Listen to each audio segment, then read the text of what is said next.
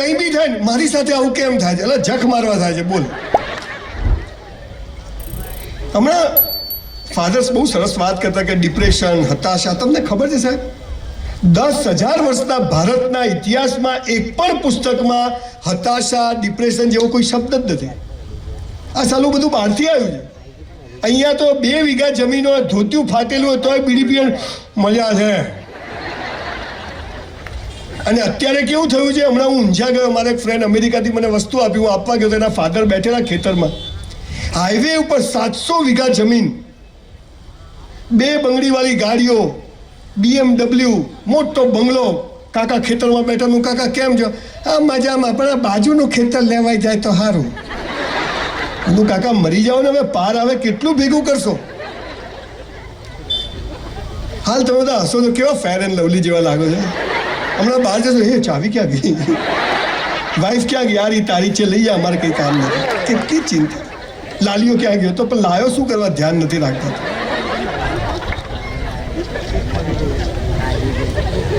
લગ્ન કરીને આખા પેટલાદમાં ફરે, લાયો.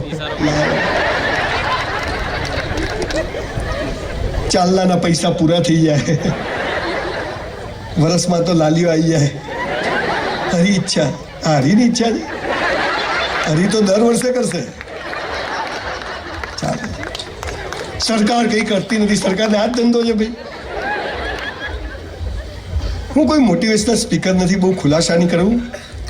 હું કોઈ વક્તા નથી, હું હાર્ડકોર બિઝનેસમેન માણસ છું. પણ મેં જે ગરીબી જોઈ છે, કદાચ તમે અહીં બેઠેલામાંથી કોઈએ નહીં જોયું હોય. અને એ ગરીબી ઘરમાં સંડાસ bathroom, there was no toilet in my house, no fan in my house. I am from very poor family. મારા બાપુજી એક ઓટલા પર દરજી કામ કરે. હું સ્કૂલમાં છું, મારી પાસે એક દફતર સાલી ઉપરથી ચોપડીઓ નાખો, નીચેથી નીકળી જાય, વાલીને પકડવું પડે. પગમાં સ્લીપર, નીચે સેફ્ટી પિન મારેલી હોય. અને પછી સ્કૂલમાં જઈએ એટલે શિક્ષકો કે ધ્યેય ઊંચો રાખો, કે તગારામાંથી ને ધ્યેય ઊંચો ક્યાંથી? પોઝિટિવ વિચાર કરવાના, અલગ ક્યાંથી આવે નેગેટિવ આવે? ધક્કા મારું જા. આખી દુનિયા શિખામણો આપવા બેઠી છે. અને એમાં મોટિવેશનનો તો આખો ધંધો ચાલે છે.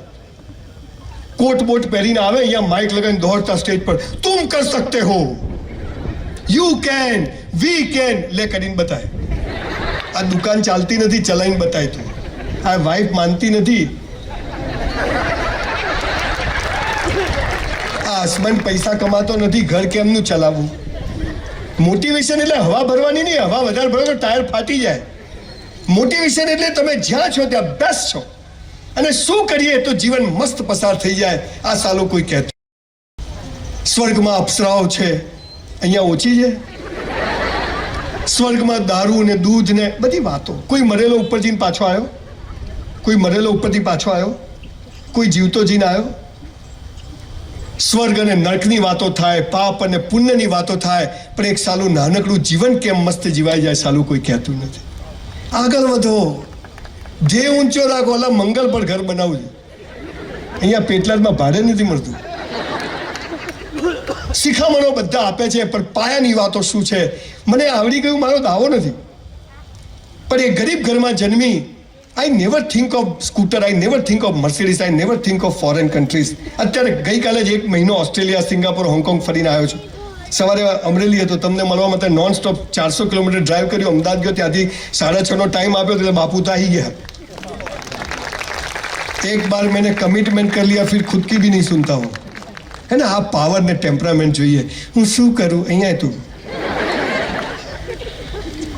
સાહેબ બસ સ્ટેન્ડ પર બૂટ પોલિશ કરી છે, ઝેરોક્સો કાઢી છે, જીપો ચલાવી છે. I was literally waiter in a hotel for 3 years in my life when I was in college. બ્રાહ્મણનો છોકરો છું. સંડાસ બાથરૂમ સાફ કર્યા છે. કોઈ કામ નાનું નથી હોતું, પણ સાવ નવરા બેસી રહેવું ને સૌથી નાનું કામ હોય છે, જે આપણે બધા જ કરીએ.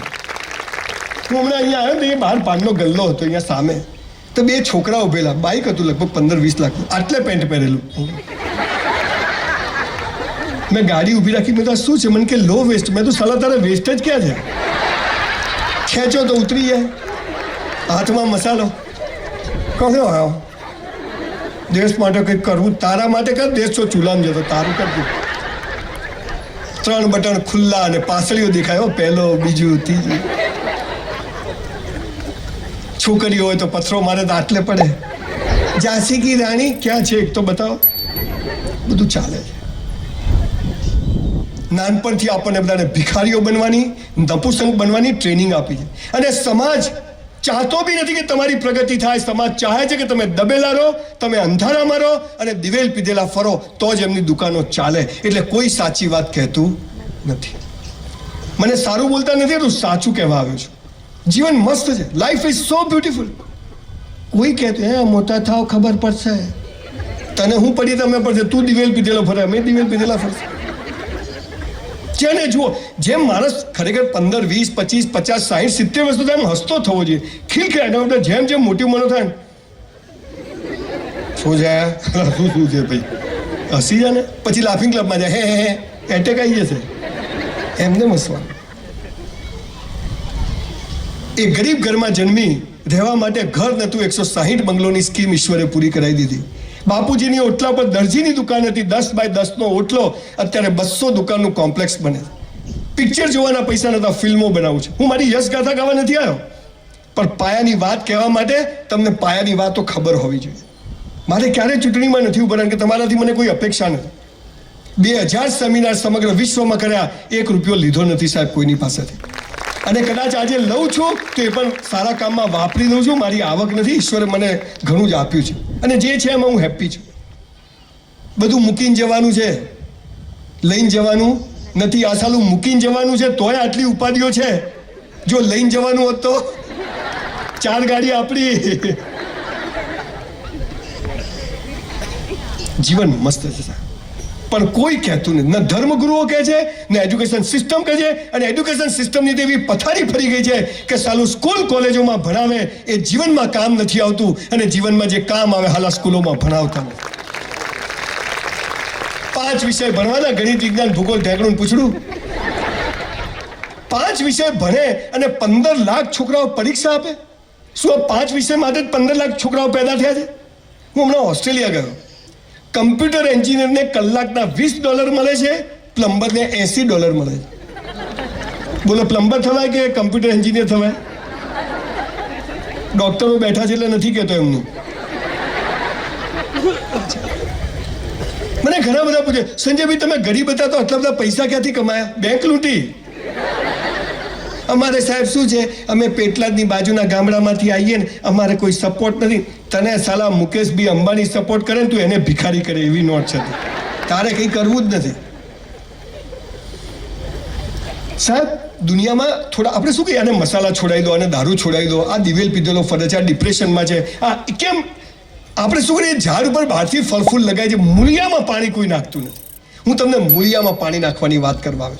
દુનિયામાં 43 સંસ્કૃતિઓ છે. There were 43 civilization in the world. Greek civilisation, બેબીલોન civilisation, સનાતન, હિન્દુ નહીં, સનાતન સિવિલાઇઝેશન, આવા મોટા સિવિલાઇઝેશનો હતા અને દુનિયાને શિખામણો આપતા હતા. તમને ખબર છે સાહેબ, 43માંથી 42 સંસ્કૃતિઓ ખતમ થઈ ગઈ, માત્ર સનાતન સિવિલાઇઝેશન બચ્યું છે બોસ. અલા પેટલાદ વાસીઓ, ભારતમાં તમને ખબર છે પહેલા 2 ગુજરાતી હતા દેશ આઝાદ થયો ત્યારે? પટેલ અને ગાંધી. ખબર છે? હાલે 2 છે, હે મોદી સાહેબ ને શાહ સાહેબ. અને પછી પણ 2 ગુજરાતી જશે, એક હું છું ને એક હોધું છું. જોઈએ ભારતમાં જન્મ મળે, ગુજરાતમાં જન્મ મળે, નાક, આંખ, કાન બધા સ્પેર પાર્ટ ઓકે હોય ને, લોટરી છે, લોટરી બોસ. અને તો મને કઈ નડે છે, તું જ નડે છે સાલા, તને તું જ નડે છે. કેમ જીવવું, શું આપણા હાથમાં છે, શું ઈશ્વરના હાથમાં છે? ઈશ્વર એટલે શું ખબર જ નહીં. 300 ધર્મ અને 3000 સંપ્રદાયો દિમાગની પથારી ફેરવી નાખી. ડુંગળી ખવાય, બટાકા ના ખવાય. બિચારા મોહમ્મદ પૈગંબરે એક ઇસ્લામની સ્થાપના કરી કે એક જ અલ્લાહ ને એક જ ધર્મ. ત્યાં મુસલમાનોએ બી 72 ધર્મો બનાવી દીધા. દિલ હે કે માનતા નહીં. ચાલો, આપણે આપણો જ ભગવાન બનાવીએ છીએ, પણ મૂળ વાત એ છે કે એક બહુ નાની જિંદગી મળી છે, એને કેમ જીવવી એ આપણા હાથમાં. પણ કેવી રીતે જીવવી એ સાલું કોઈ કહેતું નથી. 90 મા બાપ સ્કૂલમાં આવે, મારા છોકરાને 90% આવવા જોઈએ. હવે એ બેના ભેગા કરો ને તો 80 ના થાય, એને 90% જોઈએ. મારો છોકરો બહુ ધમાલ કરે છે, જાત જાતના પ્રશ્નો, એક બહેન મારી પાસે મને કે સર મારો છોકરો તો મોબાઈલ ના આપો ને તો કંઈ કરતો જ નથી, રડે જ છે. મેં તું બેની પેટમાં હતો ને ત્યાં તમે ધંધો જ આ કર્યો છે, એટલે અભિમન્યુ બધું શીખીને આવ્યો છે. એ બધો ધંધો આ છે. માફ કરજો, થોડી જબાન ચંદ્રકાંત બક્ષીના ગામનો છું. Everybody wants to touch your mind, I want to touch your heart. હે ને, જીવન સાલું અહીંથી જીવાય છે, અને બાકી બધા અને આનો ખૂબ ઉપયોગ કરે એટલે બ્રેન સ્ટ્રોક આવે, અને આનો સાલો ઉપયોગ જ નથી થતો એટલે હાર્ટ એટેક આવે છે.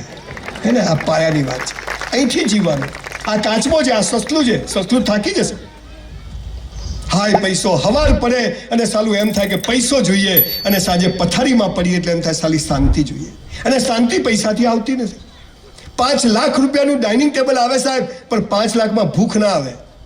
5 લાખનો પલંગ આવે સ્પ્રિંગ વાળો, પણ 5 લાખમાં ઊંઘ ના આવે. જીવન શું છે, કેમ જીવવું, કશું જ ખબર નહીં. કોક કરવું છે, દેશ માટે કરવું છે. અને એજ્યુકેશન સિસ્ટમે બધાએ ભેગા થઈ અને માણસની એવી હાલત કરી છે કે બજારમાં તમે ફરો તો બધી લાશો જ ફરે. હમણાં હું અહીંયા ગામમાં આવ્યો, તમારા ગામમાં એક ગાડી હતી, પોર્શ લઈને કોઈ જતું, પોર્શ ગાડી 3 કરોડની, તો એ અને પાછળ રિક્ષાવાળો બે બે એક જેવા, કોઈ ફરક જ નહીં. પોર્શ કોની, રિક્ષા કોની, તો પ્રિન્સિપાલને મળે પટાવાળા, બે હરખા. બધી લગ્નમાં જાય, 50 તોલા સોનું પહેરે. ફોટો સારો આવવો જોઈએ. તારો ભિખારી નહીં આવે સારો, એમ કે ફોટા આવતા છે. જીવન એટલું ઈશ્વરે મસ્ત આપ્યું છે બોસ. તમે જુઓ, બધી કીડીઓ એક જેવા, બધા મકોડા એક જેવા, બધી ગરોળીઓ એક જેવી, બધા વંદા એક જેવા, બધા હાથીઓ એક જેવા, હે, બધા કાગડા, બધા કબૂતર, બધા મનુષ્ય એક જેવા. ગીતાનો 4થો અધ્યાય એનો 13મો શ્લોક આજે ટાંકીને તમને એક મહત્વની વાત કરું જે તમને કોઈએ નહીં કીધું હોય. નેતાઓ અને ધર્મગુરુએ આપણને નાત જાત ધર્મ સંપ્રદાયમાં વેચીને આપણી કેરિયર પૂરી કરી નાખી છે. 4થો અધ્યાયનો 13મો શ્લોક કૃષ્ણ ભગવાન શું કહે છે? હે મનુષ્ય, મેં જન્મને આધારે જાતિઓ નથી બનાવી, કર્મને આધારે બનાવી છે. તું જેવું કર્મ કરશે એવું તું ઓળખાશે. પણ 700 વર્ષ મોગલોએ શાસન કર્યું, 300 વર્ષ અંગ્રેજોએ શાસન કર્યું, અને મૂળ વાત ભૂલાઈ ગઈ, અને આપણે બધા જ દિવેલ પીધેલા ફરતા થઈ ગયા છે. કોઈને મજામ નથી, અને તોય કોઈને મરવું નથી.